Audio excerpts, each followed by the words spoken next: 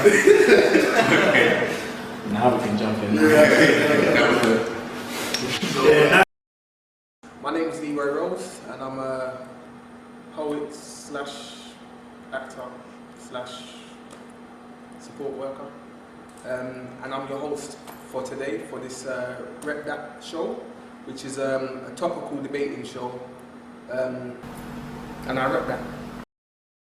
My name is Ayo. I'm mostly known on Twitter. I am _ Ayo. I'm a part-time blogger, digital promotions, digital music strategist, digital marketing, and yeah, definitely rep that. I rep that. Hello, my name is Sabrina Sabo and I'm a music manager. I look after a girl group called Daddy's Girl. Very innate person on Twitter, and I definitely rep that. I'm Franklin Watson. I build social networking sites. I have a site called Fabs Network, which is basically an online site where people can control their own media, post up pictures, videos. Our logo is hands up, guns down, and I rep that. And I rep that street talk. Arnold, aka Snaky Man. This is a debating show that covers various issues in the community, and it's an overall discussion with grown folk, and we are all here to bring our own opinions to the table and debate over them respectively. And yeah, the first question of today is, who is your black hero? First, I don't mind going first. Alright. As cheesy as it sounds, but honestly, my black hero would have to be, honestly, she has to be my mum. Yeah. Do you know what I mean? Seriously, coming from I never had no father growing up. My dad died when I was like 2, so I didn't really have a lot of male influence in my life. My mum had to wear the skirt and wear the trousers, do you understand? It sounds wrong, but I learned to be a man through her. Yeah. Do you know what I mean? I learned my strength through her. And everything like the life I lead now is for her. Do you understand? I try to be a role model to people. Obviously for just to be a good person, but to make my mum proud, do you understand? Every way I live my life day to day is sort of for her, do you know what I mean? Just so she can hold her head high. So that is my role model, do you understand? Because that's what I've grown up knowing and aspired to be as strong as her. Yeah. Single parent mum, I respect all that, do you know what I mean? So that's my hero. My role model also is my mom. That's where I grew up. I grew up with my mom, and she kind of contributed a lot to my upbringing, the strength, the zeal, and the momentum as well. Apart from my mom, I've got people like Marcus Garvey, Selassie. This is why I pick out those two people, because I'm a bit older than most of the people here. So back in my day, we needed strong role models, strong black role models. And we have such like Angela Davis, Stokely Carmichael, Malcolm X, and they give you a sense of pride, something to look up, lift up your head and be proud of. And the emphasis in terms of betterment, education, and progress, unity as well. Our unity was much more stronger than what it is nowadays. You know, so Selassie, because of the speech he made to the League of Nations, even Bob Marley sings some of those songs. Marcus Garvey for uniting us, you know, with one kind of goal, one aim, and highlighting Africa. Yeah. You know, so those are a few of my roles. Comes like it's a trend because mother's always the first point of call that everyone always calls back to when in the time of trouble and in hardship, you know. So my dad weren't about. He's alive, weren't about though, you know. Comes and goes when he feels fit, but at the end of the day, that's his role and that's his life and how he wants to live his life, you know. So I don't live my life for him, I live my life for my mother, how she had 2-3 jobs and still had time to tear me up when I'm naughty at school, you know, when I was young, and still have time to sit us down and talk about right and wrongs and what we need to do, and make sure we tidy up the house, clean the skirting boards, and wipe down walls, you know. She still has time with that, you know. But my mother, 100%, she's got a bit soft in her older age now, because my son's 10 years old and he's getting away with stuff that I could never ever get away with. But family, I think role model always starts from home, and definitely my family, and probably my uncles who was always hanging around, because my mum's the oldest, and the oldest sisters and brothers, so they was always around the house. So looking at my uncles, I always looked up to them as role models until I got to a stage where I can be a man and do what I need to do. But outside the family and housing, I was always into sports, so I was always looking at the football players like the Pelés, the John Barnes, you know, you got a hold and give and all that stuff. Muhammad Ali, Mike Tyson. You know, these are the points that probably everybody always looked at. I want to be him. I love him. I love what he's doing. But then again, you know, everyone's got their good and bad points. And as you get older, you start realising, okay, they weren't the best at everything, or they weren't the best all the time, and the role model all the time. But if you take the best out of everything that you want to do, then you know, it's a good life to live. So yeah. Okay. My role model, I guess it's the same trend in the mum. My mum, I did have my mum and dad like at home. My mum, she's sort of like, apart from being the pillar at home, she's also a pillar of the community and church.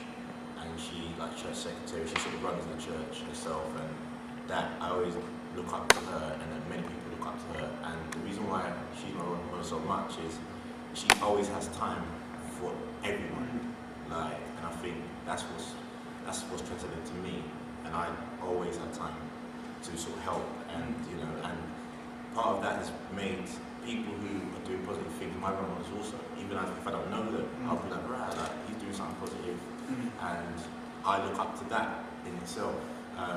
Aside from that, I would say Kwame Nkrumah, the person that brought Ghana, being Ghanaian, and brought Ghana out of colonialship into independence.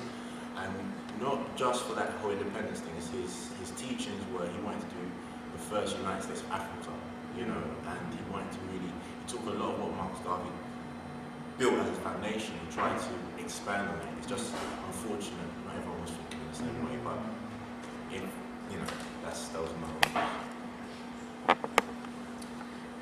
I'd have to agree with everyone else and say that my black hero or role model would also have to be my mother. Throughout my whole life, I don't know how she's done it, but she's always just been the superior type of woman. No matter what I've needed or any help I've needed, she's always been there and she's always been able to deliver. However impossible it might seem, and to me that she's my superhero, she's my superwoman, I think. And I mean, no matter how much you might read upon someone and aspire to be a certain somebody, I think, like everyone said, it starts from home, and as a mother or a family member, that's the only way you're really going to be able to build into how or whatever reasons why they are your kind of role model.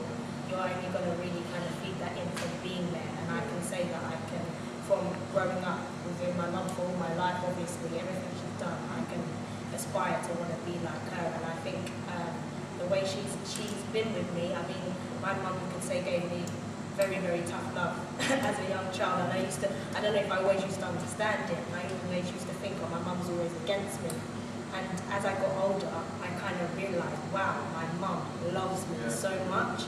And sometimes you don't always kind of realise that as a youngster. You just think, oh, mums don't understand or whatever. But it's when I hit a certain age, I really appreciated how much of what my mum's done for me. And that's why I would have to go with the mum. I think that not following, but I would say pretty much similar to what everyone else has said. Start off would be my mother. I've got three main sort of like heroes, but start would be my mother. And I'm fortunate enough to grow up with both my mum and my dad in my life under the same roof. And but my mother was pretty much pretty much the power behind sort of anything that I want to accomplish in life. I went from sort of wanting sort of different things, maybe, you know, as we all do with kids. And my mum would be the one that would be the encouraging force behind that. You know, there'd be times, just like other kids, you know, I get told off and whatnot, but she always encouraged me to kind of be better than I am, better than what's around it. She always said, you know, I'll never forget this, that even if you want to be like a dustbin man or whatever, be the best dustbin man you can ever be. Like, whatever you want to be in this world, like, always be the best at it, you know, be the best chauffeur, be the best tennis player, be the best whatever, be the best mathematician, be the best, you know, dustbin man, like I said before, be the best, and she was always that encouraging force behind that. And for the most part, you know, my mum is a very, very, very classy lady, like very, very, I mean, she'll walk into the room, to any room, and you won't even know she's there. She'd be sitting there quiet. She wouldn't say boo to a goose, as the saying goes. And I like to, I believe that sort of class is rubbed off in me in a good way.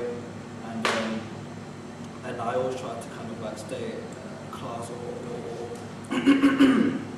anything that I do, I try to do it with an air of class, or if I'm able to repeat that, I try to do it with an air of class.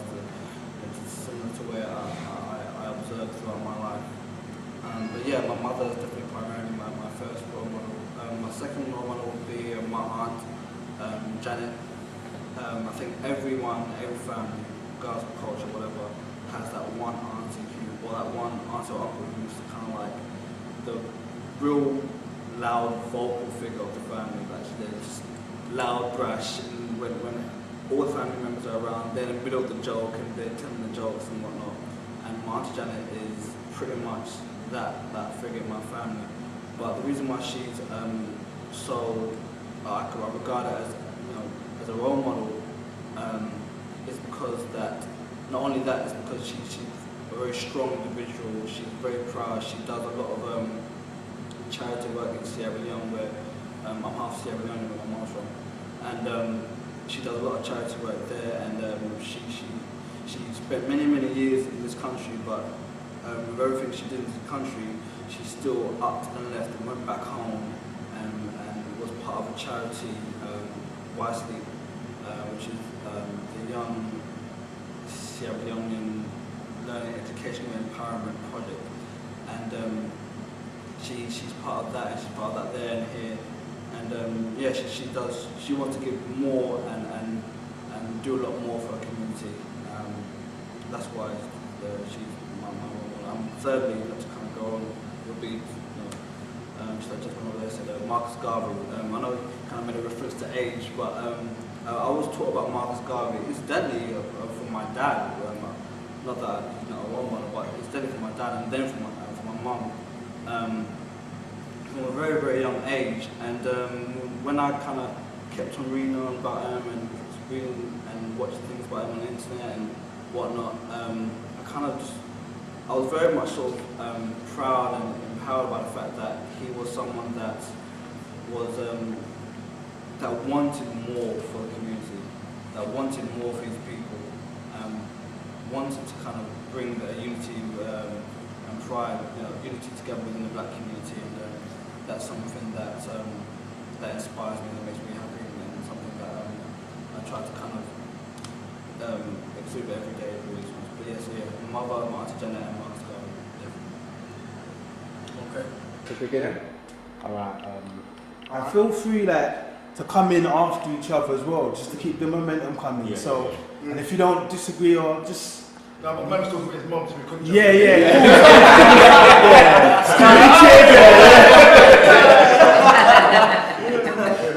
Okay, you got it. Okay. Now we can jump in. That was the. So, now you know this. Yeah, the courtesy. It's a discussion now.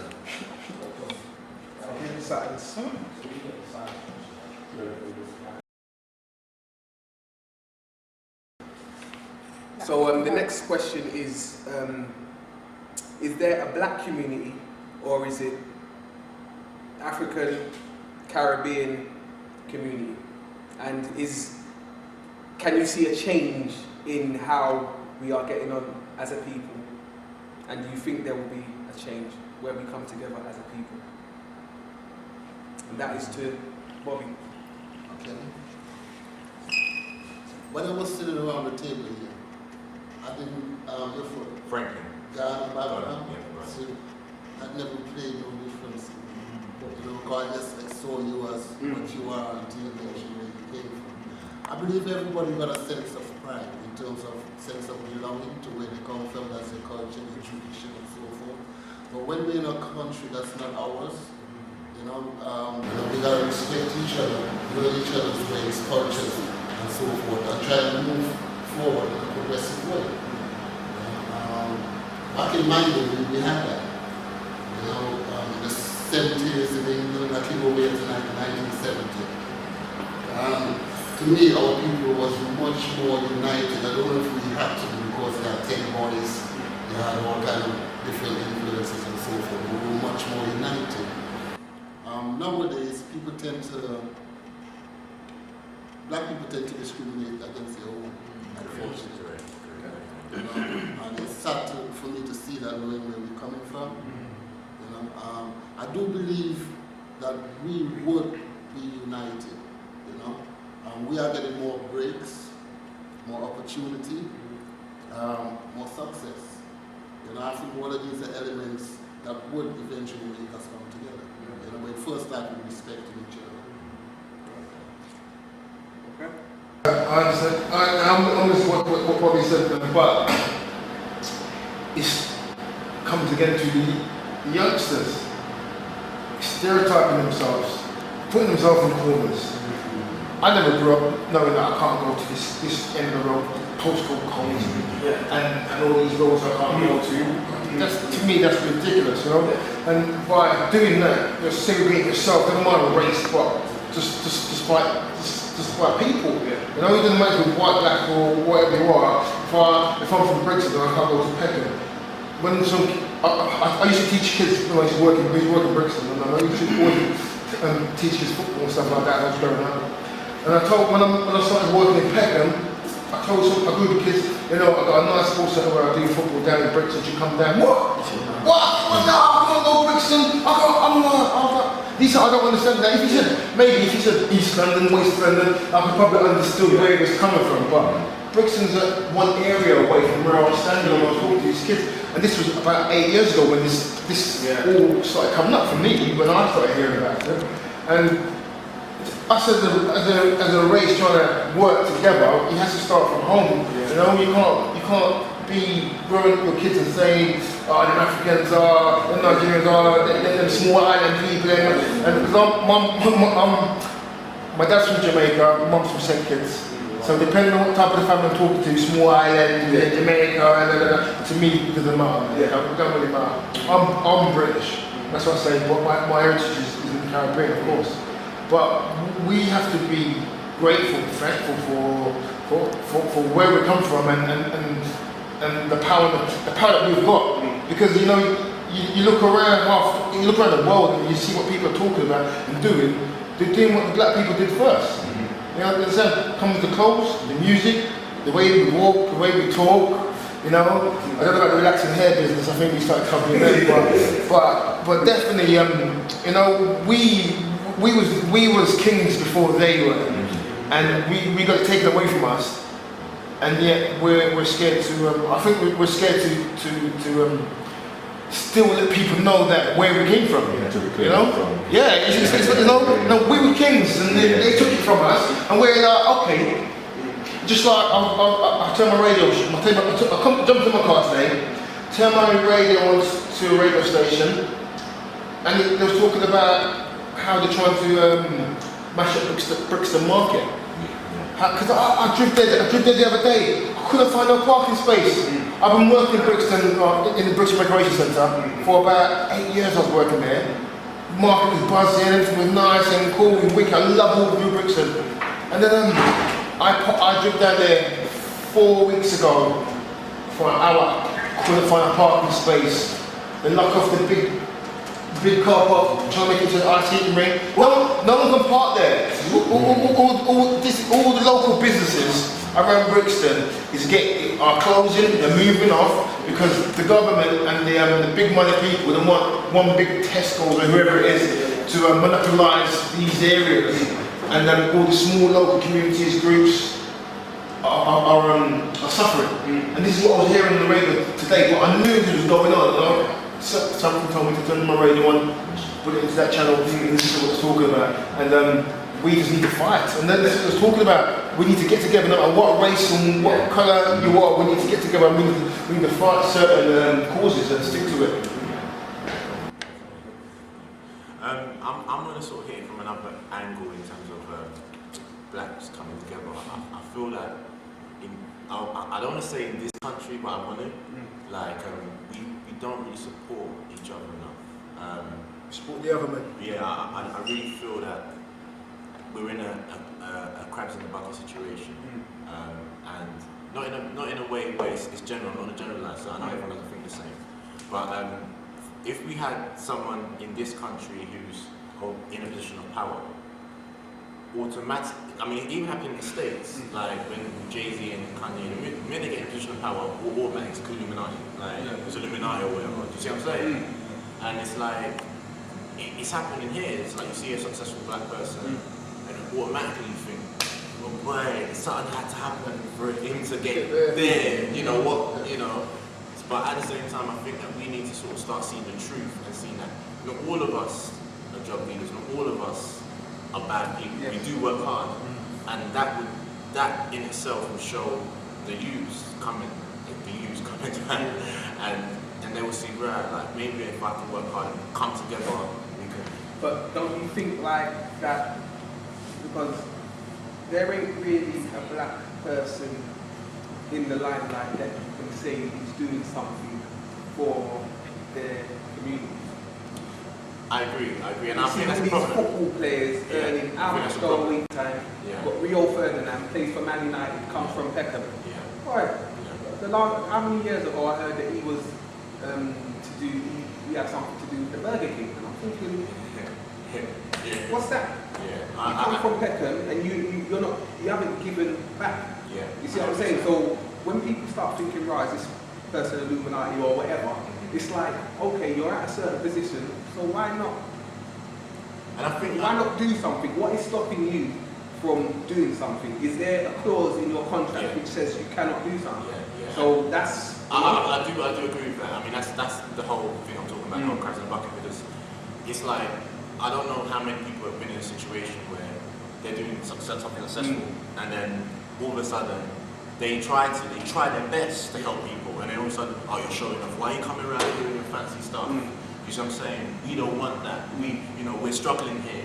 I think sometimes these people don't give back because they feel they'll be victimized for their success. I would say there's definitely still a divide between different cultures of black people. And it's a shame because we are all one, we all come from the same place, we all come from the motherland. And I think sometimes people forget that. Like, you might get some Caribbeans that are taking the mickey out of Africans, and they will actually preach that they're not African. And it's like, but you are. And they're like, nah, man, I'm not, but you are. It's the end of all of it, really. And I mean, it's such a shame, like everyone's been saying, it's just a thing whereby we don't support each other. And if you see other cultures, all the Turkish people, the Asians especially, they come united as one. If anything happens, the whole of their family is coming down, their friends and their friends are coming to make sure this is happening. They put money together and they make good businesses. And for some reason, black people don't seem to want to work with each other. And I think it may be a pride thing, because it's like, obviously we've come from the bottom of slavery and everything, and it's like everyone's, instead of trying to work together, everyone's like, oh, I want to be the one that gets there first, so I'm not going to help you, but when I get there I might help you. I might help you if I have time. But it's sickening, but that's just the way it is. I don't really understand why. It's just the stigma that kind of trails through. Needs to kind of get kicked out. Let's come. kind of get kicked out. Yeah, they're gone. It's almost kind of like funny just to go on, just to kind of an extension of what you said about the whole Caribbean thing. I've got a couple of different stories to do with that, but I'll backtrack, but I'll keep those as quick as possible. Basically, recently, this is something you might know, something you might not know, Nigeria had their 50th independence, and that dropped on the same day as the start of the British Black History Month, incidentally. And I'm half Nigerian, my mum's Sierra Leone. Grew up with both my parents under the same roof, and I have very much I lean more towards sort of my Sierra Leone side due to the fact that that's kind of where my upbringing came from. Really, my mother, with my father, would take us to Sierra Leone. I've never been to Nigeria. Take us to Sierra Leone and we eat Sierra Leone food, and I'd be more sort of in and around Sierra Leone communities. But I never sort of never ever once, and now I never will deny my Nigerian my blood. But for the most part, within my household, within our household, our upbringing was black is beautiful, black is pride, and my mother would always just say to me when growing up, I don't care what will you bring home, I don't care what black she's from. She could be Scottish black, Irish black, Belgian, Jamaican, I don't give a damn, she's black, but I don't care. There's no line, or there's no sort of barrier. I don't care. Light skin, dark skin, no difference to me. No difference. And my upbringing for the most part was very much a black upbringing, even though there was obviously a split in a culture. But now to go back, what my main point was that on the day of Nigerian independence, someone tweeted something about can't Nigerians have their day? Who cares about Black History Day? Black History Month. Black History Month was about slaves that were stupid enough to get caught. And I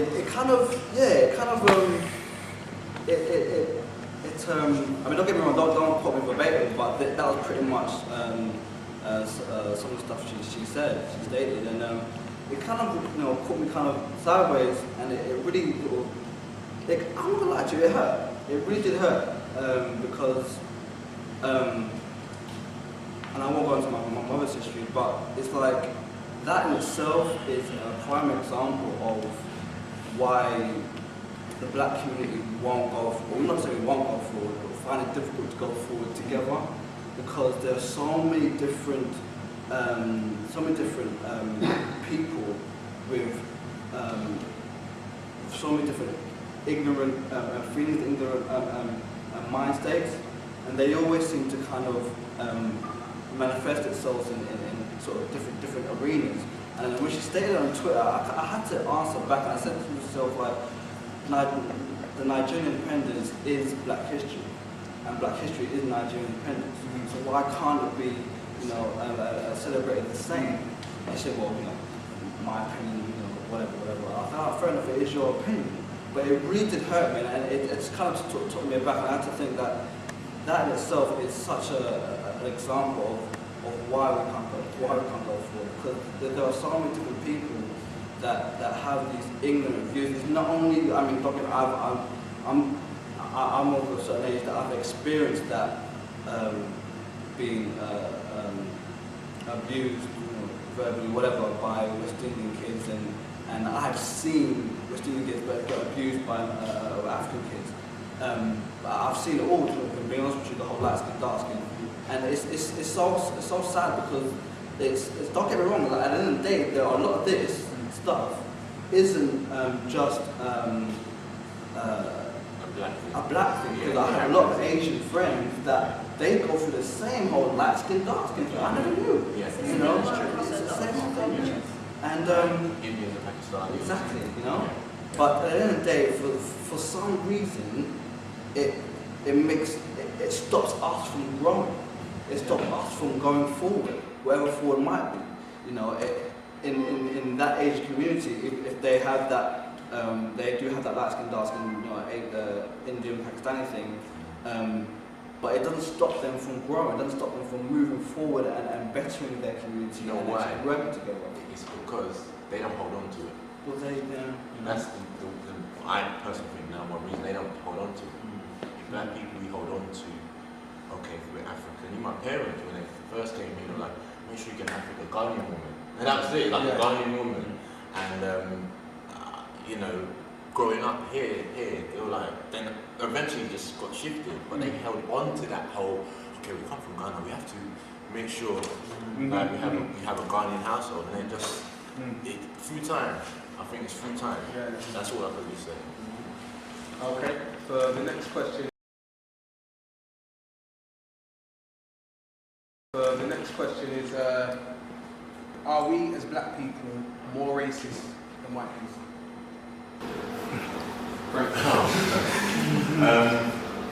Yes and no. Yes, because we're racist to our own. We're But racist. the thing is, like, sorry, Yeah. we were talking in the car on the way up here, and racist is, it encompasses a big area. Okay. area. You see what I'm saying? So, you see what I'm saying? I hear what you're saying. I'm going to try to Yeah. get it down. I mean, yes and no. We're racist in our own, like what we were saying about the whole Africans and Jamaicans. That is racism. But that is countries. That isn't to do with race.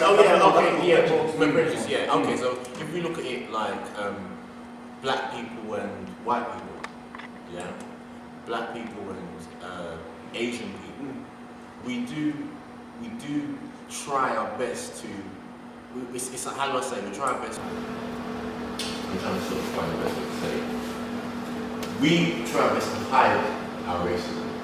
But I'm saying, like, what is being a racist? Well, being a racist is not like any other race apart from racial. Well, that's what I'm saying. So, do you know any black people that actually don't like white people in general? Indian people in general. I remember it's my funny. family. My mom's like I say Sierra Leone, and in Sierra Leone, to call Asian people are known as coolies. Yeah. That's exactly. And there's a lot of connection there, but and even in that in itself is quite a harsh. It's quite a harsh. And don't get me wrong, I grew up sort of saying coolie. You meet a sister with coolie hair, and it's coolie hair, and it just manifests itself in the same way. But I think for the most part, are we more racist than white people or any other race? I don't think we are more. I think we are as racist as every other race.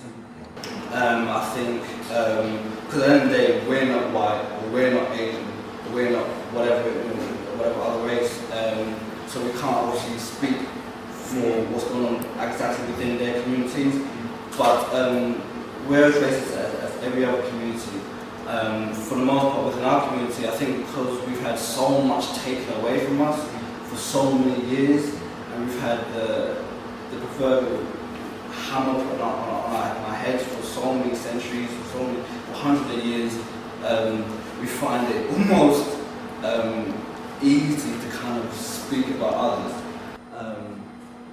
and feel no way about it because you know it's we've been through it. exactly. It's cool. It's so funny. African Americans coined the term many years ago, reverse racism. And it's not, racism is racism. Period. Racism is racism, and I'm not in any way sort of some perfect person. I've grown up a lot of my years, and I've learned, especially with the amount of diverse friends I've had, and seeing it from different angles. I don't think we're more racist than any other race at all. We're as racist and we're as welcoming as every other race. We're not. Again, for example, even with white people, they have the whole they don't like ginger head or carrot tops. You know, within our community, light skin and dark skin. So it is what it is. People, it is what it is. It's that we're as racist and as welcoming to other races as other communities. So yeah. I think it's actually very easy to be racist, and I think it's because it's such a broad kind of subject. I mean, racism can be. It doesn't have to be a thing whereby you don't like that person because of their race. You might discriminate against that person because of their race, and you don't even know that you're doing it. For example, I know certain guys that I actually know because I've actually seen this with my own eyes, and I've actually all the time questioned this person who does this. Like, we'll be standing at a train station on a tube platform, and we're trying to get on the train. Loads of white people around, my man's barging through the wall. You wouldn't dare. You would not dare. And to me, I say that's racism. And he's like, it's not. Why is it racism? Because you're treating them a certain way because they're white, because you know you think you can get away with it. If that was a black person, you wouldn't do that. Oh yeah, but it's my own people. No, it's not about it's your own people. Because at the end of the day, we're brought up in Britain, so everyone should be your own people. But you're doing that because obviously, yeah, you know, we are known to be tougher or whatever, but that's a form of racism. And like going through school, like obviously a lot of girls were given stick when they used to gel their hair and stuff and say, oh, why are you doing your hair like a black girl? But who said that's a black way to do their hair? Who said that, oh, it's in writing that this is a black person's way to do their hair? And I think we create our own stigma of how we do things, and fair enough, we've got our own culture and stuff, but I think we label it too much and say, this is our way, but this is our way, so you can't do it this way. But yeah, all the bad stigma is like, oh, but it's not a black thing though. So you're picking and choosing what is the right thing, what is a black thing and what's not. It's like, oh, do you know what I mean? And it's just, I think it's just so easy for anyone to be racist. Even if you're walking down the road like a black girl and a white man or vice versa. Some people won't even realise, but they're looking and thinking, why man? And they do it, and they might be the nicest people ever, but they are thinking, why? Yeah. And sometimes they do it if the girl is nice and she's got a nice black girl. Yeah, like, I'm like, oh, bloody hell. And I do it myself. I do it myself. Like, do you know what I'm saying? But it is, you know, but I can try to say I'm not racist. Do you get what I mean? Because I have white family, you know what I'm saying, who I love dearly. But sometimes you just get into that whole, you know. Mixed up. I think we're all equal, and we're all definitely racist in our own way. And no matter how pretty we want to paint the picture, we've all probably said something that we probably wouldn't want to say to our fellow people who we live with on this planet. But it's a 50-50 world. Depending on how you're feeling on the day, you could be more racist than one than the other. But really, I think the whole world's probably less racist than how it used to be anyway. Right about now, I think we're probably more welcoming than probably in the 70s, 60s, 70s, maybe early 80s. You know, right about now, I think we're kind of. If you see a mixed race kid, you wouldn't really call him half caste no more. You know what I'm saying? Because it's only about 8 years ago I stopped saying half caste. Because I didn't think about it. I didn't think about it. And then one of my friends, I was in the food shop, was chatting. And my mum said something about half caste. He goes, no, mixed race. But I didn't think, no, half caste, man. No, mixed race. No, you're half caste, man. And he's like, oh, no, mixed race. I went to the home and sat down. And I remember what I was talking about. Half caste. That he's being cast away. And I never ever said that again. Around him, or I haven't really said it, you know, because I thought, you know what, that's kind of out of order. I didn't really, it's just like someone saying nigger. When I was growing up and all at school, some of my white friends used to say, yeah, nigger. And they never understood, like, I wanted to slap them down. You understand? But, you know, we just, oh, nigga, yeah, whatever. But as I got older, I thought, no, you can't say that around me. Even, don't call me nigga. Don't say, yeah, I'm nigga, you know, I'm black. I don't mind black, it's not too bad, it's not too bad, but you know what, man, it's Jamaine, it's in brother. Yeah, cool, but all this the colour and stuff, you know, this is real. It's narrowing our way of speaking.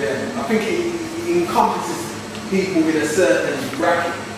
You know what I mean? Sometimes, you know.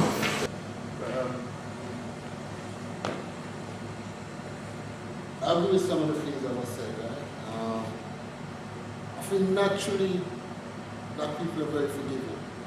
Too forgiving. Very, very forgiving. You know? If they do tend to be racist, it tends to be a lack of knowledge and understanding, because I can't be racist, I got too much racism in me. My surname is Greek, you know, but before that, I understood that I was pro-black, because I come from a black power family. Teaching black ideas and stuff, you know, and so forth. My first friend in England was National Front. We went to a Catholic school. We became friends because he used to be walking with a big knife, threatening and intimidating somebody until he popped in his nose, started to bleed, realized he didn't going to take that shit, became friends. I used to go to his house, NF, in Elton. You know? I've got a lot of mixed race nephews, nieces, I see them no different from England. You know? But I don't know if it's my age. You know, but naturally I don't think we're naturally racist. People do offend us and we do get angry. We wouldn't retaliate, but I think we're one of the most forgiving races. I think, not to cut on, apologies for cutting you off, I think the burden's still there for some reason, not for some reason, but the burden is there. If you look through our history, right, black people were the first civilized nation on the face of the earth. All nations, but the Europeans were stemmed from Africa. Even the scientists are saying this now. When people were saying it before, our parents used to laugh and say we're talking rubbish. But they're admitting it right now. The races have always mixed, whether it's the Greek, the Kosh Empire, the Egyptians, it ain't nothing new. Yeah. You know what I mean? We've always had, as you said, mixed races and so forth. But all of a sudden, it's all highlighted like that. For what reason? Well, the person who is instigated it knows. It's easy to divide people and rule them. Whether you're from Africa, within Africa, the Ghanaians may not like the Nigerians, go to fort, see, we divide and rule. You understand? It's easy to control. As soon as we overrule that, you know, like everybody here saying, meaning what they say, being true to themselves. It don't matter where you come from. Because we all identify with this. You understand? And maybe a light to shade, whatever. You understand? But at the end of the day, your blood, whether you're white or whatever, that's my life. So as soon as we educate ourselves and our young people, and like, you know, the people was barging past, because I used to do that too. You know, I was in the tolerance religious. I'm from Trinidad, we have a big Indian community. Coolies we used to call them. Or coolies used to call the Chinese as well. They call coolies the people that used to carry loads from the dock and all that kind of stuff. So it all stems back to education. The organization African Unity that you touched on, Kumo, Kenya, all these were our pioneers in that, but you know what I mean? That's it. You understand? So everybody is sticking their own little piece of, you know what I mean, trying to go through with whatever cultural background you come from. I worked in a care environment for a long time. A lot of the young people in care without a mother or a father and so forth, they need a sense of belonging. Some of them have attitudes because of the environment, whether it's peer pressure, whether they want to be in a gang, whatever situation. The father may not be around, mother may be a drug addict or whatever. But all they need is the right support. And you can turn them around. You understand? But if there ain't nobody for them, it's easy to fall into all form of ignorance in terms of how they interpreting their life and their everyday day-to-day life. You know? And first, that's how I see it in one sense. You know? We need to be more united, we need to educate our young folks. The schools, they're not doing it. But that's the problem with some of the, what would you say, the younger parents. They are relying on the schools to school their children, to bring their children, to grow their children, and that is one of the problems. What's happening now is the teenagers of right now, how they're living their lives and how they're reacting to the adults and how they communicate with the adults right now. Because when I was growing up, if I saw an adult, no matter what colour, what race they are, I'm humble. Humble. You understand? I walk down the street, I see an older person, humble. Now, you know, they just don't give a damn. They don't care. You know? And I feel I'm sick, and I'm not sick and tired, because it's all about education, isn't it? It's all about learning and going through things. But one thing I'm sick and tired of is the youngsters still saying that they haven't got nothing, they can't do nothing, there's nothing out there for them. The system's against me. So much excuses they're using, and I just don't understand how and why there's so much things to do out there. And this is what I just don't understand.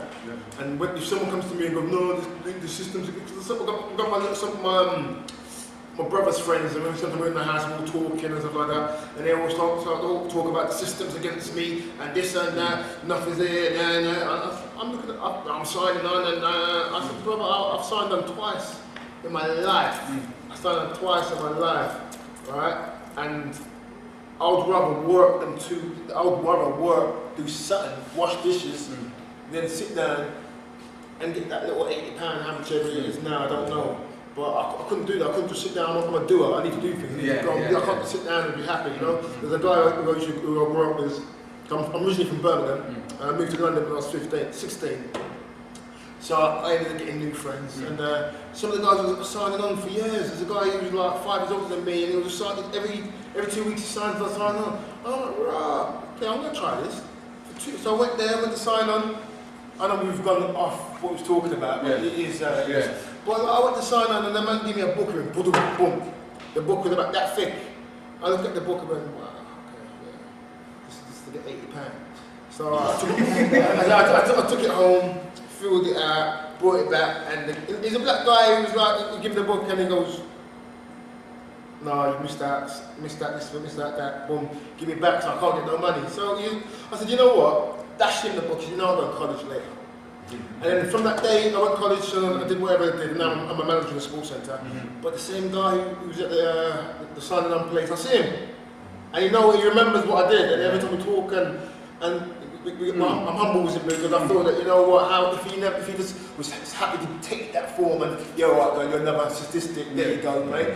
I've probably been a bum on the road and doing what some of these guys are doing, you know, and I'm glad that little thing what just happened between me and him, where he looked at the book and looked at me and said, no, I'll fix that, go do something, go do something, go college then, go on. That's what he was talking to me, go on, then go college then. I was like, I want the £40, everyone's getting it, all my friends around me are getting it, I want it, you know? So, I don't know. So these people are using excuses. I forgot what the first question was anyway, but people love to use excuses in life, you know? Yeah. That's how it is. So easy, like racism is, There was racism,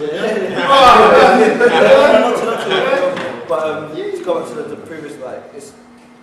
I think we live in an age where it's so many words are watered down these days, and used in different contexts.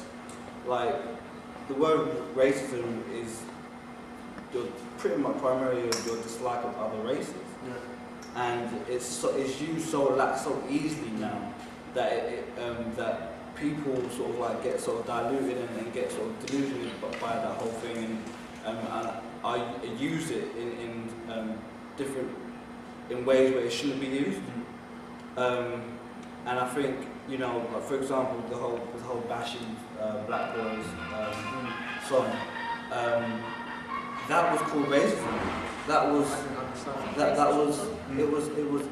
It's empowerment.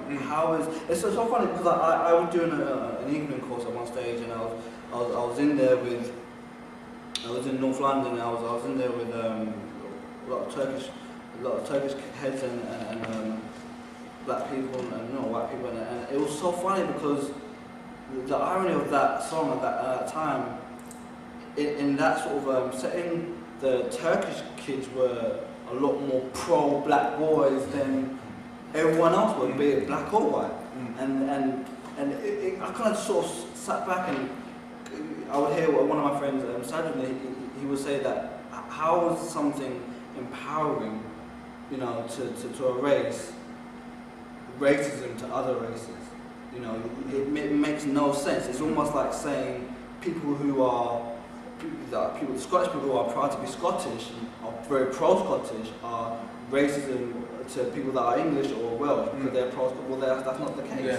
And it's very true. And it's just that whole word racism is used in ways that it shouldn't be these days. So I've even lost what the question was. The question was,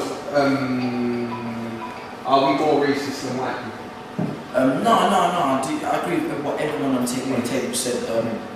We're as equally racist. And I think you said, was it you that said we're very welcoming as well? Yeah. Yeah, because I've in the industry I'm in as an actor since the age of 6. I've been around every race. I know it sounds even bad to say, but it was at the time it was true. I was in certain areas where black actors weren't really who we were meant to be. Like when I started Grange Hill, like I was the only black boy in Grange Hill. Do you know what I mean? I had youths coming up to me, feeling my hair and saying, "Is that Velcro?" I'm thinking, asking me if my hair's Velcro or not, but I had to be strong. Do you know what I mean? If I'm running late, I mean, I'm at the BBC studios. I'm running to set. One of my fellow actors is saying, "Why are you running on? Have you robbed someone?" And laughing. Do you know what I mean? I know they're joking, but I had to be strong and take that. Do you know what I mean? So I've been around black people as well, and they've been racist as well as white people, as well as Asians, as well as every race. We all are, as I think you said as well, a few times in our life, we all have maybe said a few black racist comments. It all depends on the level. And it is, I believe, it is just due to educating ourselves and as you said, it's just ignorance. You know what I mean? I remember that Big Brother stunt with Shilpa Shetty. And what's her name again? She passed away, Jake Goody.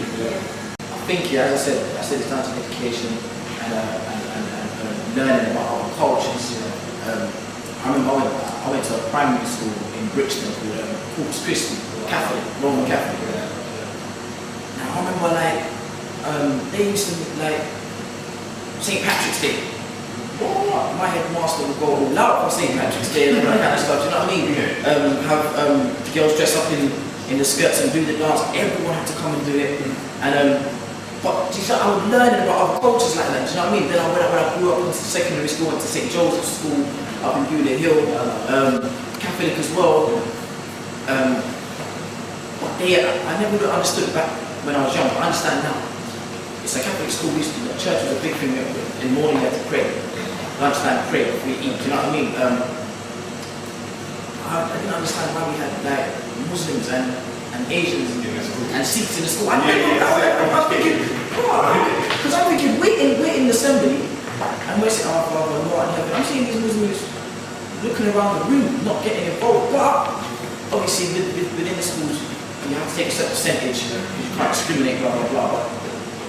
You know, from their point of view, they're learning about other cultures, so it reduces the rate of racism. And if I go back to one of the other questions you asked, I didn't get to answer of mine about black coming together and moving forward. I feel there's a lot of jealousy in the black community.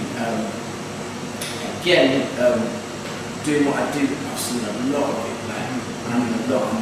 As I said, I'm black, I'm a strong musician as well, from Brixton, and that's what I've grown up. I've been through a lot of heartache, just trying to be a positive role model, and I've been through a lot. I've been stabbed in my leg because I was away from TV, one chapter above me. I've been brushed. When the film Adulthood dropped out, I was getting so much love from everyone that was like black. You know, you got other few black people saying, "Oh, well, I'm just going to do the film about it."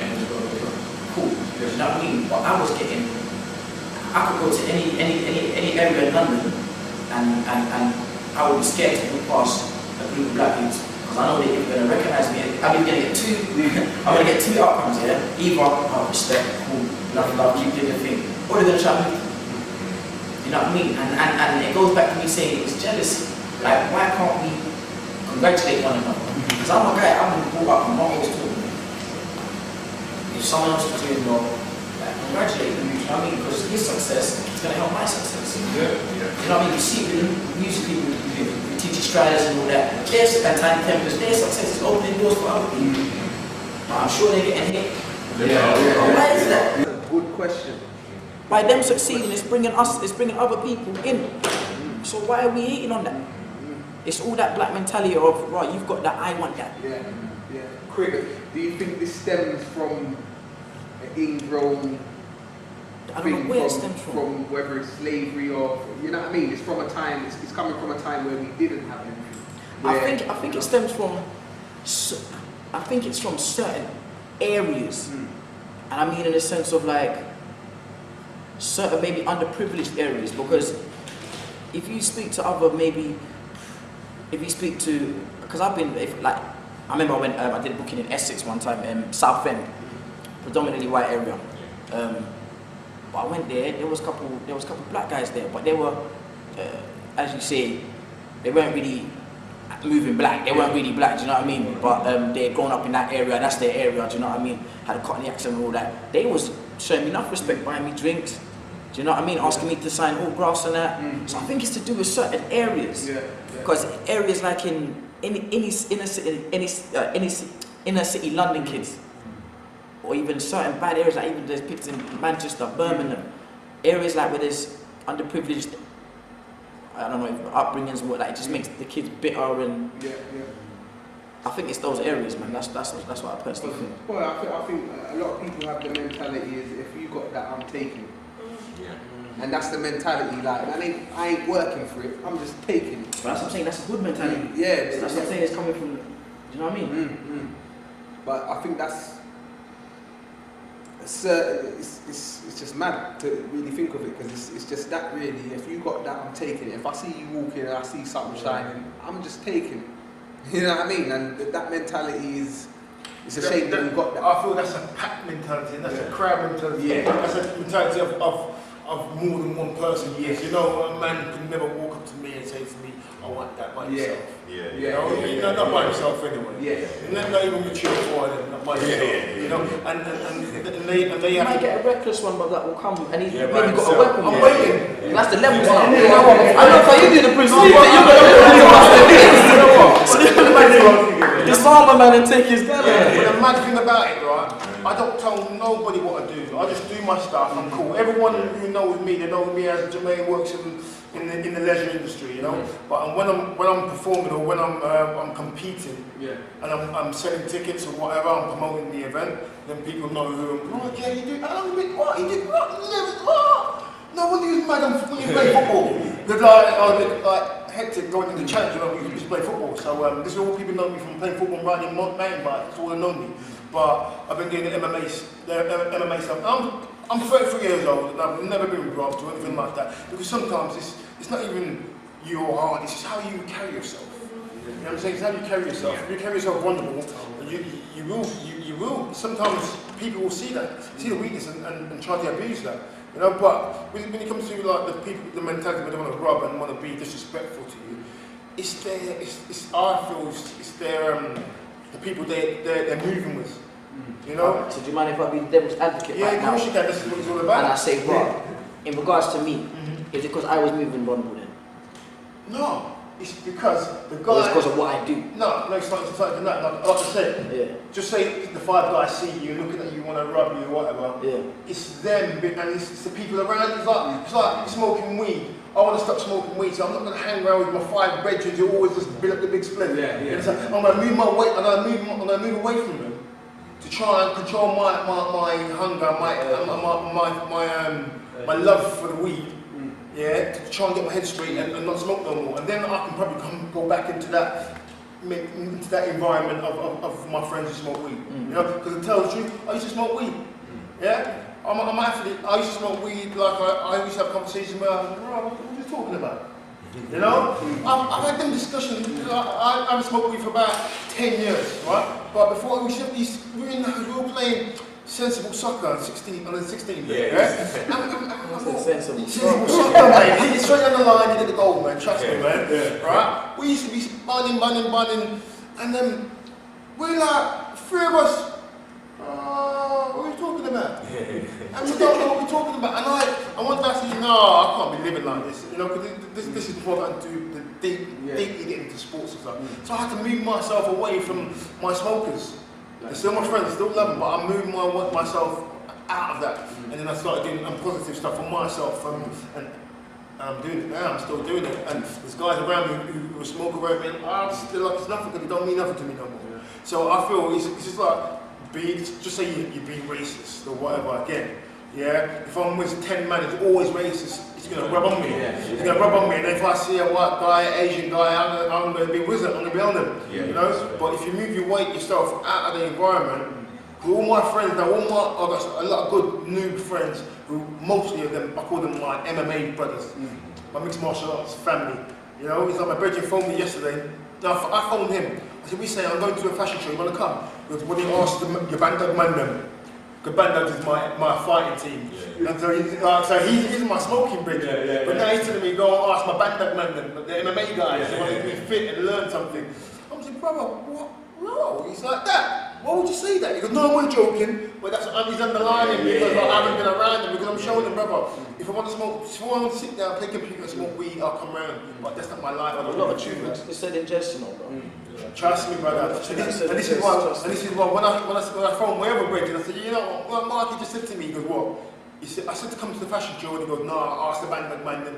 Before I even could finish the subject, my other bridge goes, bro, it's like that. Why is he saying? And he's a smoker, but he knew what he was coming up with.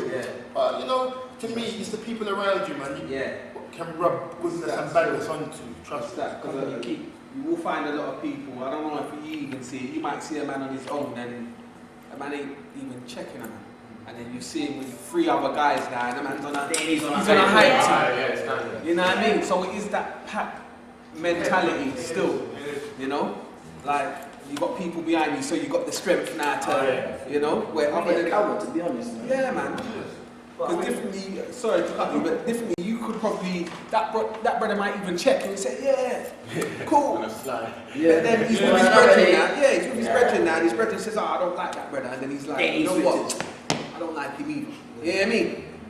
You get it in all walks of life. Definitely. Because like, I'm in this competing games, martial arts. So man's fighting man. So testosterone's going to build up. You know what I'm saying? So if I look down this dude who's at this one camp, the rest of the camp don't like me. You understand? So now I find that my next time I'm competing is from the same camp. You understand? So I link him down now. Enough man don't like me. You know what I'm saying? So this is what's happening. You know, it's like the guy I fought, not the last one, but the one before. So I bust him up, he's one of his man, being rude, being arrogant, being disrespectful. And I have to show him, bro, be humble, please, because some people are looking at you as if you're a superstar, and you got to be humble. You can't carry yourself as if you're a black guy, smart. This is what I'm trying to tell this guy, but you weren't hearing me. You wouldn't understand what I was trying to say. Even though we still fight, but brother, you should be humble with what's going on around you. We're doing something, people watching us, and it's a powerful thing, and he doesn't realise camera is a powerful thing. So what you say and how you act and how you do and what you do sticks on that tape, you know? So now, he wants to be rude to me, he wants to be arrogant to me, he wants to be disrespectful to me and my team. I said, okay, because I knew I was going to bust his head. So before the fight, I had to show this youth on camera, I had to tell him what I'm going to do to him. Because I'm going to bust his head red. He dyed his hair blonde. The youth dyed his hair blonde to think that he's going to beat me up in front of everybody, live on Sky Sports, with his blonde hair, so he can stand out in the crowd. So I said to him, brother, I'm going to bust your head red in the press conference. I'm going to bust your head red. Jamaine, your mouth's too big. I'm going to shut it up. All the crowd started laughing. I said, all right, cool. Fight night come. Bust his head red. Went back to the corner with the guys who was filming. And I just like made him feel silly. So now, if you go into Google it, Jamaine Facey versus Dyson Roberts, right? You will see it. You'll see how the conversation where he's talking about me, I'm talking about him, the fight in the middle, and the end product. You understand? But this is what I told him, and I've seen him since then. And we've had our discussions again, and he still wants to be rude. And I had to hold him. I said, listen, brother, please, you got to be humble with this. You've got to learn and grow from your defeats and from your wrongdoings, from whatever you do in life. So you've got to grow from this. And you couldn't understand where I was coming from. But hopefully he will in time, because from my defeats I've learned. And I've learned more from my defeats and things that come back to me than my victories and me getting easy stuff, you know? So another question that I want to put is this no snitching code justified? And if it is, in what circumstances? Please let me answer this, please. Answer that. I'm going to tell you the reason why I'm limping today. Now, I'm a guy, I've never been in trouble with the law. I ain't got a criminal record. Weekend, just no. Yeah. What day is it today? Sunday, yeah? Thursday. One of my close friends from when I was young, from my Holy Communion days, came to knock for me because I'm seeing him in a while. And he said, "Yeah, bro, do you want to go out? You know, want to go out for a drink?" And I said, "Yeah, cool." Do you know what I mean? He said, "All right, I'm gonna park my car outside your house because we're gonna drink. So, you know what I mean? I don't want to drive." I said, "Cool." Then his friend phoned him. He's a road guy anyway, but I've known him from the area anyway. But I'm cool with him, but he's not my friend. Do you know what I mean? But he rang my friend saying, "Well, what's my name? Blah blah blah," and he's cool. Do you know what I mean? My friend said, "Yeah, we're going out for a drink, me and Arnold." Do you know what I mean? And he said, "Yeah, cool. All right then." Then my mate said, "We're gonna be drinking hard though. Are you sure you're ready for it?" And he said, "No, I'm not drinking. I'll drive." Because we was gonna get a cab. He goes, "No, I'm not drinking. I'll drive." So I said, "Okay, cool." My mate says to me, "So and so is gonna drive." I said, "Cool." So then another friend of mine comes and knocks on me, Jordan. I tell him as well, we're going for a drink. So 4 of us now. So we all jump in my friend's car, go to the club, have a nice time, great time, drinking, whatever, good music, good vibes. We leave the club now. I go back in the back seat, because that's where I was sitting. Yeah. Go back in the back seat now. And then, I can't even I'm saying this. I go back in the back seat, and then we're driving. Next minute I know, this guy who's driving, yeah, who's my friend's friend, not my friend, crashes the car. Yeah? He hits a parked car. And you know what the guy done? He hit the car. As soon as he hit the car, opened the door, went off, yeah. And then my friend as well, who's my friend, who's in the driver's seat, yeah. Now I can't remember because I was drunk, yeah. But he says to me, yeah. I said, "Arnold, come." That's what he said, yeah. But so the driver ran out. My friend ran, gone. Yeah, it was me and my mate Jordan in the back, drunk. So he was like, "No way, we're staying here for this, bro." So I'm getting my keys from the side of the car, yeah, and then I said, "Jordan, let's go. We need to get out of here." I got stopped at the bottom of the road by the police now. Straight away, they did no talking, put me in handcuffs, put me and my mate Jordan in the car. Now, I ain't never been to a police cell before, but that place is long, 4 walls. You're in there, they take your watch, yeah. They take your watch, they take your shoelaces, they take your belt. They make you just it's humiliating. But they swab your mouth to get DNA, fingerprints, before they've even found out anything, you know. So now, even if they let me go, they've got my details all there. They've got that there. Even though they say they destroy it, they've got it. They've got that. So I'm in the cell now. I'm waiting for hours. All you can do is sleep, wake up, sleep, wake up. Went into the interview room now. They're asking me what happened. I'm telling them, "Mate, I'm not gonna lie to you. There was 4 people in that car. I was in the back. Me and my friend was in the back, but because they didn't see the other 2. Yeah. So now me and my mate Jordan are being charged drink driving, and I was in the back seat. Not only that, the guy said to me, "Mate, do you know the car you was in was stolen?" My heart sank, bro. My heart, this is not my life. Yeah. My heart sank. I'm saying, "Are you being serious to me?" And before we started the interview, the guy's telling me, "Do you want a solicitor?" I said to him, "You know what? I don't even need a solicitor because I didn't do a crime." Then he drops the bomb and says the car was stolen. I said, "Bro, I need a solicitor." Because it's hard. It's gonna be hard to explain this now. Do you know what I mean? 2 of us were seen coming from the car. Yeah. We was both drunk because when they breathalyzed it was over the limit. But I'm allowed to be. I went out to enjoy myself. Yeah. So anyway, now they're asking me, you know, who's the driver? Comes out to the snitching thing. You see what I'm saying, bro? Yeah. So it's a thing where I'm not going down for no stolen car, and I'm not going down for drink driving because I work too hard, and that's not me.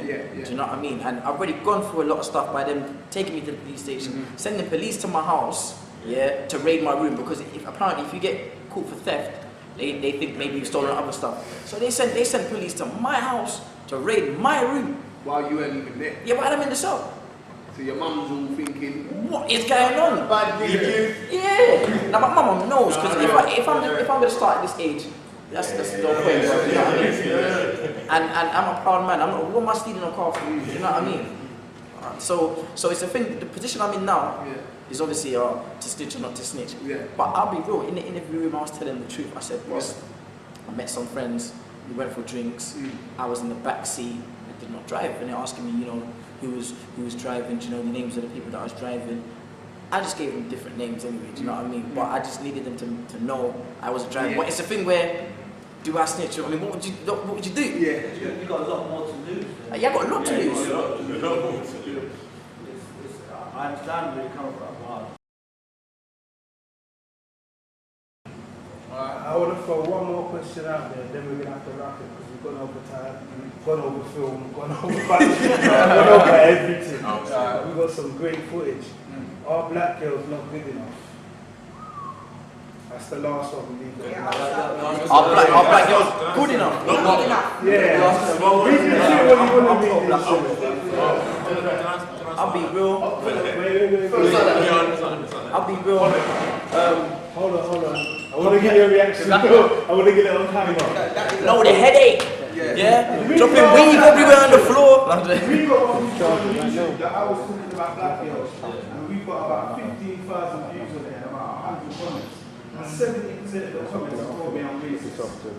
Wow. So that's What, by asking the question? Yeah, put it in YouTube. Are black girls not good enough? I'm racist for asking that question.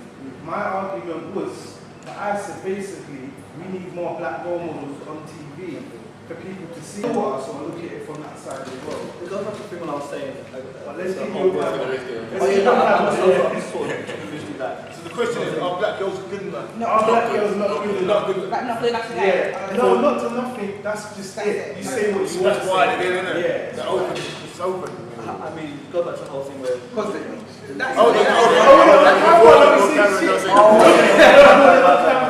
That's an individual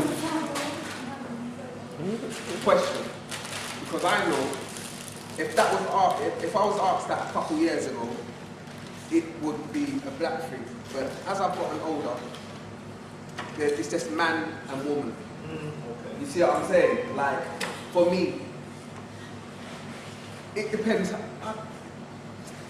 That's a hard question, basically. But I just think it's an individual thing. Like, are black girls? What was it? Are black girls good enough? For what are they not? That's what I'm saying.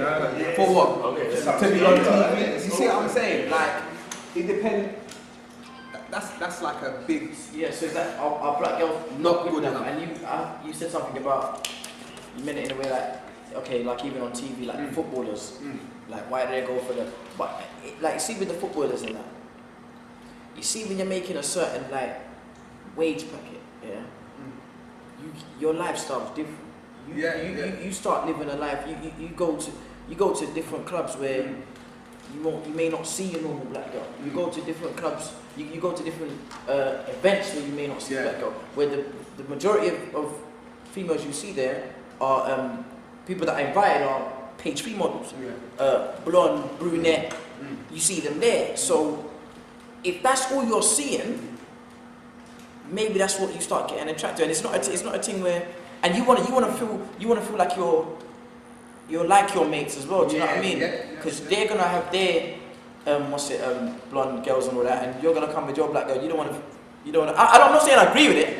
Do you get? I see you looking at me like you are. I see you doing this. So I'm saying, but personally, with me, I'm a man. I'll fall for anything. Not sounding like I like anything. But, you know what I mean? Black, white, purple. If my heart falls for you, I'll fall for you. For me, it's the comfortability. Because if you're comfortable with yourself, to me, you will feel comfortable with anyone. Yeah. Some people aren't really comfortable. They will go on like they're comfortable behind closed doors.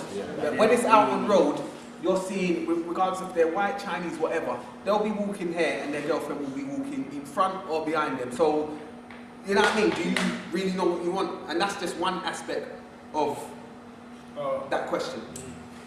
You know what I mean? Yeah. Well, What was you going to say? Have you got a girl We in need front of you? you right All now. I can say is I know I'm good enough for anything. So Boy. I don't need to justify anything. All I can say is I know I'm good enough for anything. I'm not good enough for no one or any TV show or whatever's put out there. I know that whatever I want to do, I'm good enough to do. So have you felt any boundaries regarding your being a lady and being a black lady in the industry that you're in?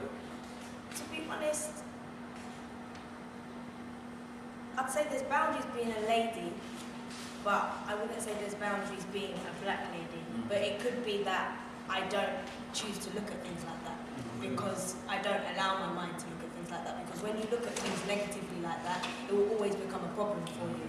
So I know my mind works in quite mysterious ways, and I'm quite naive to certain things. And sometimes I feel like I'm lucky to be naive to certain things. Like certain things, people will see this, oh, he's getting at me because I'm black. Because my mind doesn't work like that, I don't allow it to affect my brain. Like someone will straight away will be like, oh, they're bullying me because I'm black and they're treating me different. My mind doesn't even recollect to that because I just don't allow it to. If someone's saying something to me, right, okay, I've got to fix up. I'll fix up. Do you know what I mean? And I think it's more important to kind of fix your way like that. And the reason why I say as a lady, I think because a lot of the time, this world is dominated by men, I would say so at the moment, but that will change. And it's hard being a girl because like even being in the music industry, I'm a very friendly person, and this is just a barrier I always come across sometimes. And like obviously when you're getting your contacts and stuff, you've got to be nice to people. So when you're nice to guys then try and take your kindness for a weakness, and then they start talking to you in a different type of way. And like sometimes you've got to nip it in the bud, but then you don't want to be too harsh because you might lose that contact. So that's the only thing I would say that's kind of been my barrier as a woman. Like just being able to make sure men know that there's a level and you can't cross that line. But other than that, not being a black woman, I would say, has ever kind of hindered anything I'm trying to do. I don't even want to answer this. I don't think there's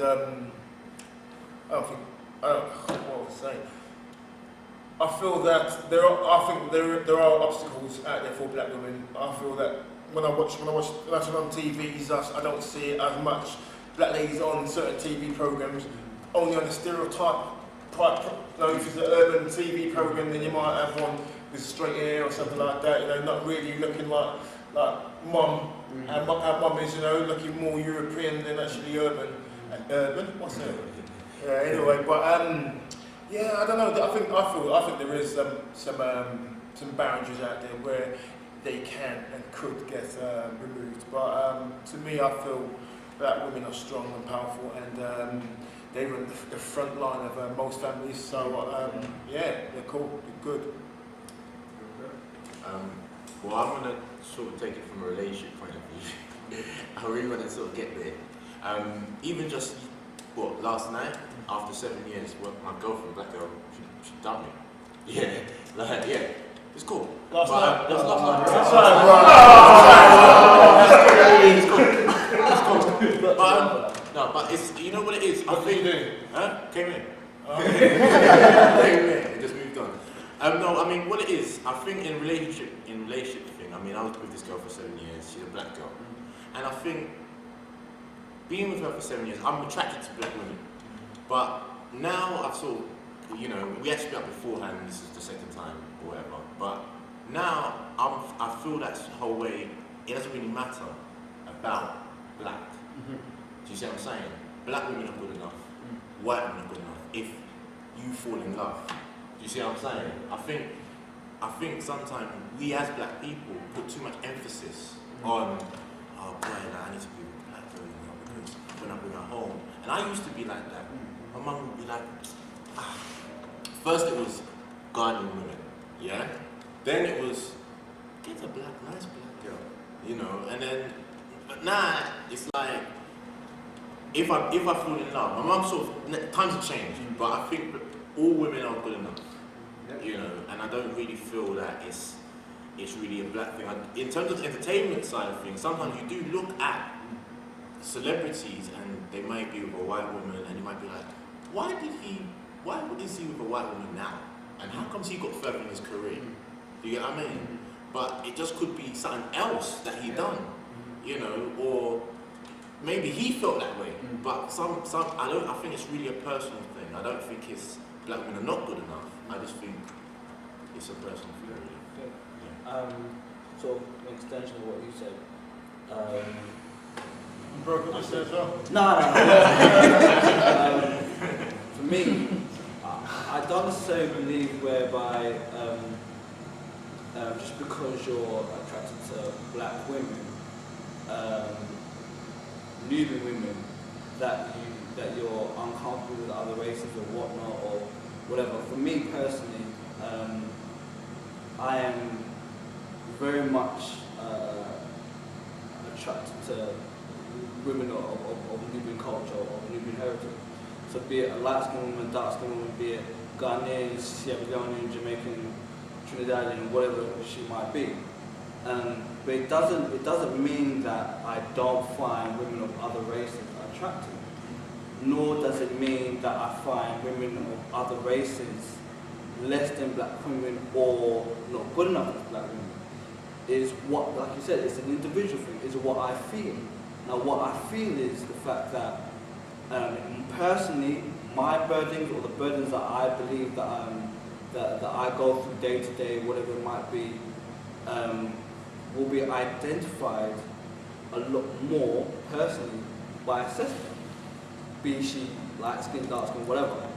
And I want to identify with her burdens. Not saying I don't want to identify with the white woman's burdens or Asian woman's burdens, but that is what I'm attracted to black women because, not necessarily because of anything, but I know for the fact that there are things that I can identify with. And again, like I said before, I don't see women of other races less than or less attractive. It's just that what I identify with and what I'm definitely what I identify with, you know. So again, similar to the points that I was raised earlier, I don't see if just because you're attracted to a black woman or a woman of Nubian culture, Nubian heritage, doesn't mean that you know you're uncomfortable or that you don't see other women or other races, or that you're racist in any sort of way. Because at the end of the day, there are a bunch of people out there, and frankly, there are. Let me for example, what's his name? Robert De Niro has only and will only ever date black women. His wife's a black woman. He was asked many years ago why he doesn't date white women. He said, "I can't take them." And and that's me saying it verbatim. You can actually go on Google, you can check. He said, "I can't take white women."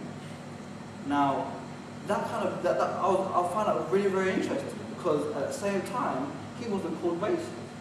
Now, why is it, you know, when a black man nowadays in 2010, the 21st century, whatever it might be, that when a black man says he's pro-black women and pro-women of Nubian race, Nubian heritage, it's called, yeah, you know, or exactly, or it's called racist because he doesn't like any other women. Like, why is that? I think a question that could be asked in another sort of, so I know we run out of time, another sort of mini debate, is loving your own such a bad thing? Like, just because you love your own people doesn't mean you hate other people. Yeah. In fact, it's so funny is that it goes back, I believe it goes back to the thing where you have to love yourself to love others. And I love my people so much that it makes me love others. Just because I love my own sisters or women of Nubian culture, Nubian heritage, doesn't mean I dislike anyone.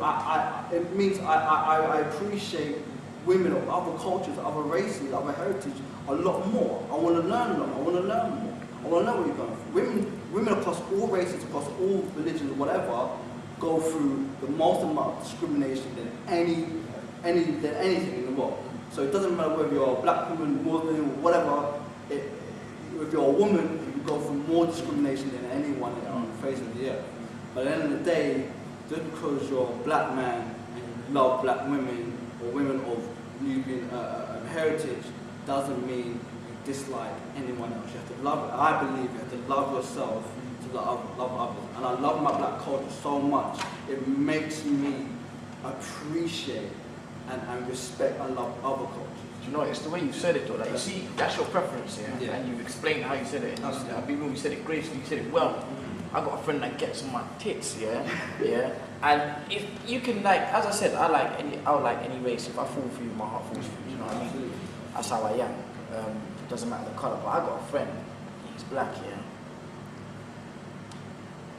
I'll just tell you, anyway, like, I don't know how, but a little bit of porn came on TV. Don't ask me how, yeah? I don't know how, I'm telling you, yeah? But it was black. Man said, no, turn that over, man. I need to see the white girls. This don't turn me on. I said, and I said, I swear that he goes, no, I need to see the pink pooch. I said, the pink pooch. Then he carried on by saying, what upset me was like, he said, no, fam, I don't like. I said, that's cool if you like white girls, that's cool. But you gotta have some sort of attraction to your own people as well. Man, he said to me, no, black girls just look dirty.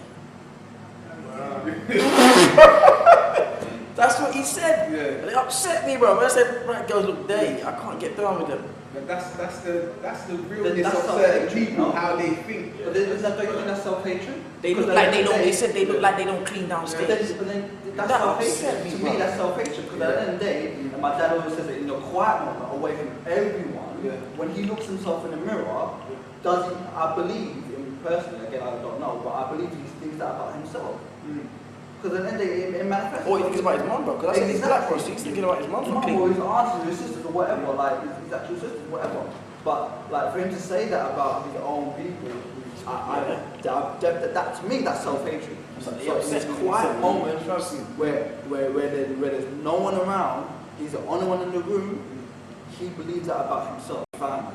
So again, it goes to education. That's self-hatred. It's really, really self-hatred.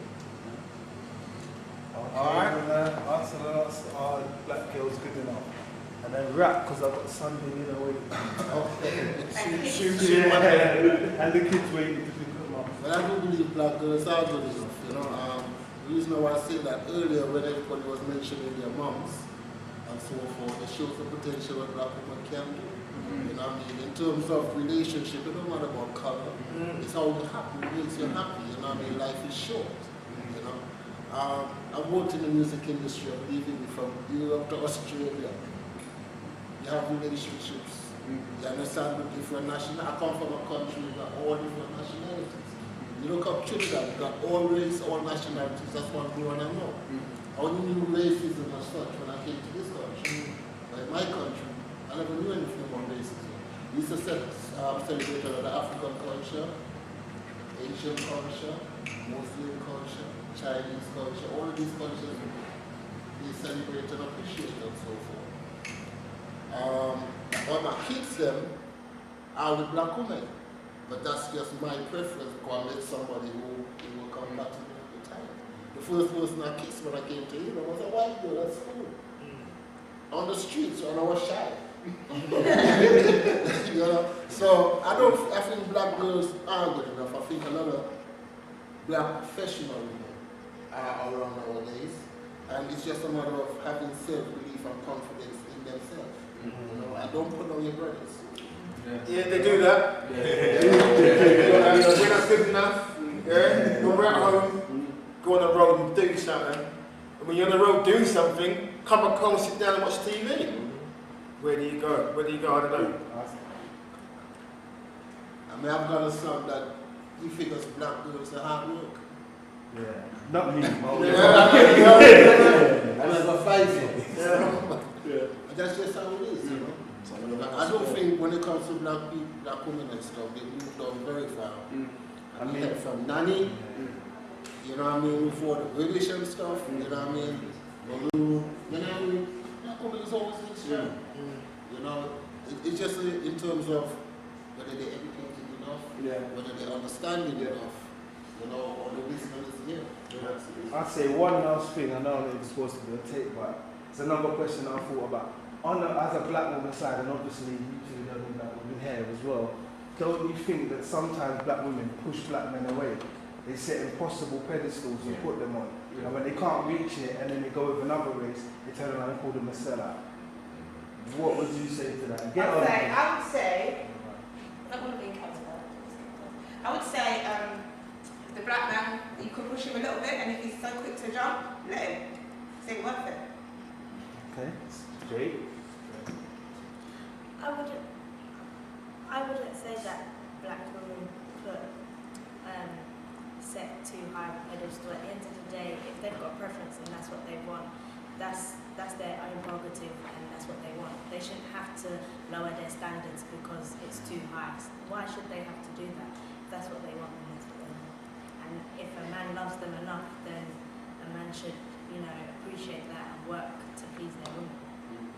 Yeah, that goes both ways. So definitely does go both ways. If I'm trying to push my partner into whatever field she's in to be successful, then she must appreciate that I'm doing it for the good of her, the good of the family, to push her into that. Like I say, you can do better in the area that you're doing, and let's do it. And if she's vice versa saying to me, you can do better in whatever I'm doing, then when I'm out doing it, or I'm trying to find a way to better our lively income, then you've got to understand that brings in sacrifice.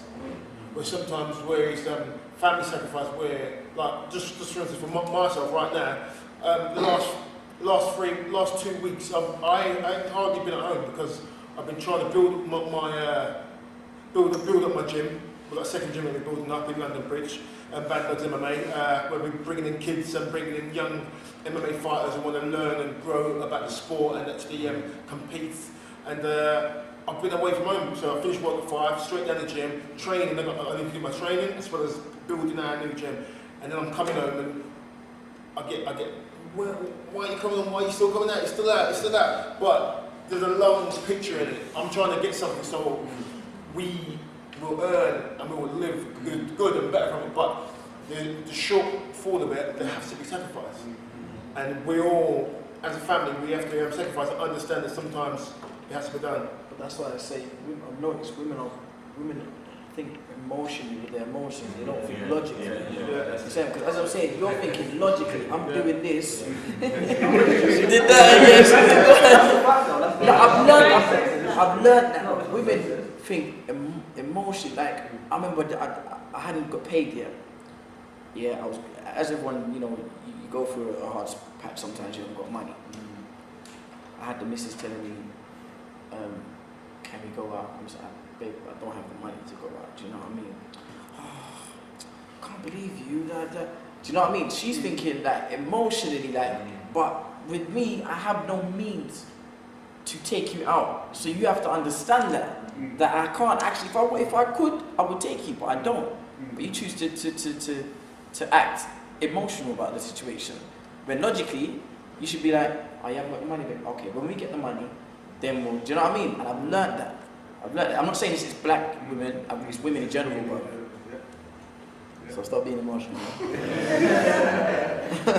Alright, if you just want to say who you are again for the camera, how they can contact all your websites. This is your promo time. I will go clockwise. Say again? Remember to plug your film, Homeboy the Movie. Alright, this is Leeroy Rose, and we're coming to a close now at the Rep Dat Show. And I just want to say thank you to Io, Sabrina, Franklin, Jamaine, Bobby, and Arnold.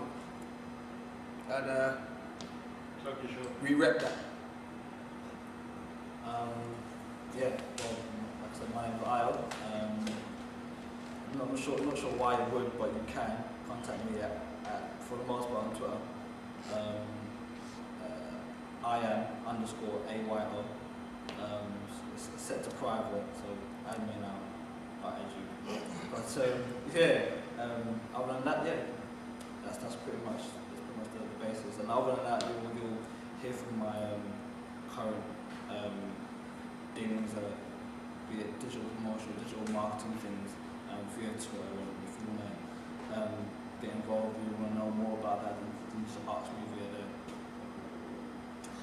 Okay, so again, I'm Sabrina Sarpong. You can find me on most of the social networks. So my Facebook is Sabrina-Ann, because my full name is Sabrina Ann. So Sabrina Ann Sarpong. Twitter's probably the best place to find me because I Twitter religiously 24/7, as some guys here might know. But my Twitter is twitter.com/ssarpong, so that's SSARPONG. I've got a blog as well, which you can have a look at when I get time. I try and put bits and bobs on there, from fashion to music, interest, anything. And that's So They Call Her Miss Tiny .blogspot.com. And check out also a girl group that I look after, Daddy's Girls. They've got a website, www.daddysgirlsmusic.com, and Daddy's is spelled with a Y and one S. And also check out Scorcher as well, which I'm sure most people probably know who he is, but check him out as well because he's doing really big at the moment. Franklin Boatin.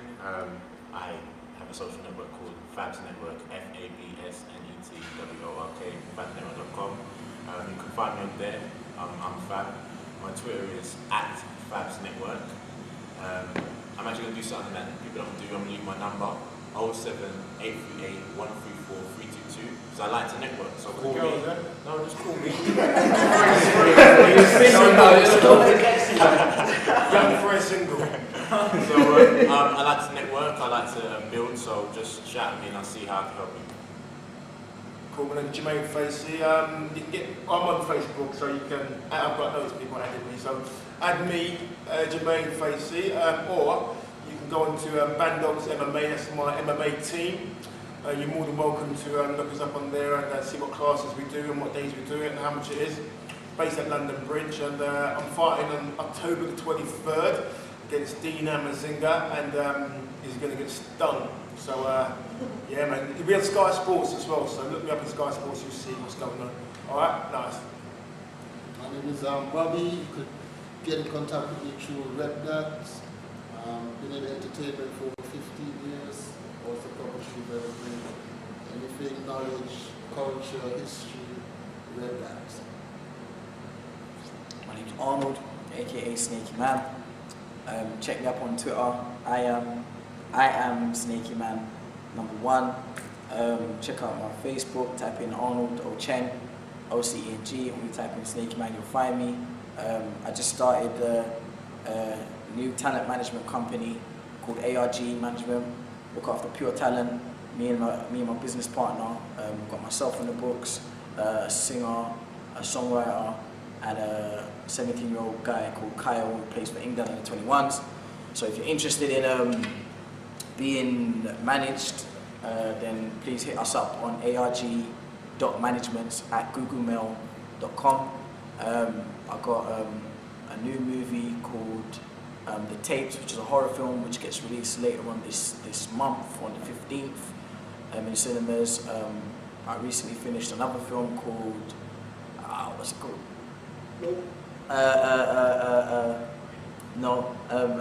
Victim. Yeah, British gangster film called Victim. Yeah, you know about that? Yeah, I finished the British gangster film Victim. Don't know, look out for that. And hopefully soon in November we start filming another movie called Suicide Kids, which is produced by Idris Elba. So please look out for those movies. Musically as well, sorry for taking long, but musically as well, I've got a mixtape dropping on October 24th, which will be downloadable from Grime Daily website. So check that out. And yeah, follow me. Cool. Thank you, everybody. Thank you.